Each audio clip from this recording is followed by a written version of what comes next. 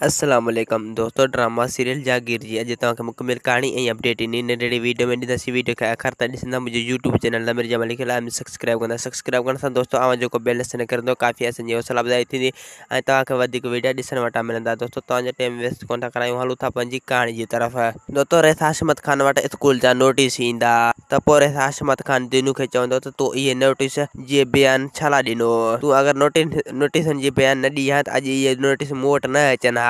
भले तूं इहे नोटिस वग़ैरह ॿिया मोकल, बहरहाल मां स्कूल कोन खोलाईंदसि, इहो तोसां मुंहिंजो वाइदो आहे। दिनू चवंदो त अगरि तूं स्कूल कोन खोलाईंदे त मां बि झुकण वारो न आहियां, मां बि स्कूल ज़रूरु खोलाईंदुसि, छो जो इहो मुंहिंजो तोसां ज़िद आहे ऐं मां पंहिंजे हर हाल में इहा ज़िद पूरो कंदुसि।